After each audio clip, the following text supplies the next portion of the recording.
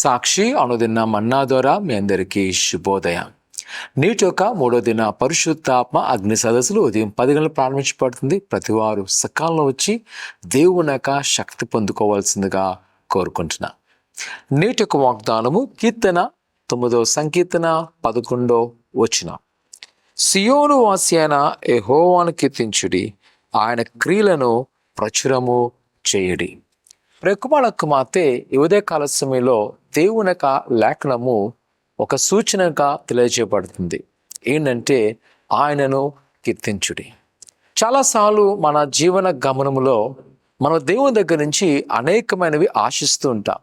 దేవుని యొక్క కార్యాలు జరగాలని, దేవుడు మన జీవితాన్ని ఆస్వాదించాలని, అద్భుతమైన కార్యములు చేయాలని, లేదా మనకు కావలసిన వస్తువులు సమకూర్చాలని.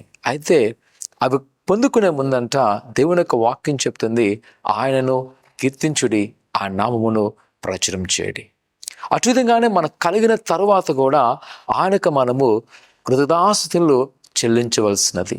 నేటి యొక్క స్థితిగతుల్లో చూసినప్పుడు దేవుని స్తుతించేవారు కదువవుతున్నారు. ఆనాటి భక్తుడైన రాజైన దావీదు గారి జీవితం అంట రోజుకు 7 సార్లు ప్రభువుని గణపరిచేవారంట. తను చేసిన కార్యాలను బట్టి దేవుడు ఏ విధంగా యవ్వను ప్రాణించిన తప్పించలో ఆ విధానాన్ని జ్ఞాపకం చేసుకొని ప్రభువుని కనపరుచున్నాడు. ఈరోజు ప్రియ కుమార కుమార్తె, దేవుని నీ జీవితంలో కార్యాలు ఆశ ఉంటే ఆయన స్తుతించు, ఆయన కార్యాలను వివరించు. అప్పుడు నీ జీవితం చూడగలవు ఎంత అద్భుతం. ఒకవేళ ఏదో నీకున్న పరిస్థితులు మార్చబడాలి అంటే, నీకున్న కొదులు తీసివేయాలంటే ప్రభువుని స్తుతించడము చాలా అవసరమైనది. ఈరోజు ఆయన్ను కీర్తిస్తావా? ప్రార్థన చేసుకుందాం. పరిశుద్ధుడా ఘనమైన దేవా, నీ కొందనాలు.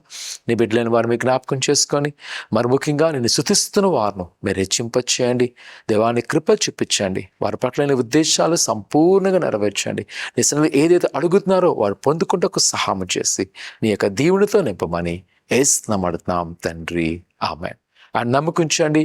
ప్రభు నీ పట్ల గొప్ప కార్యం చేయను గాక. ఆమేన్.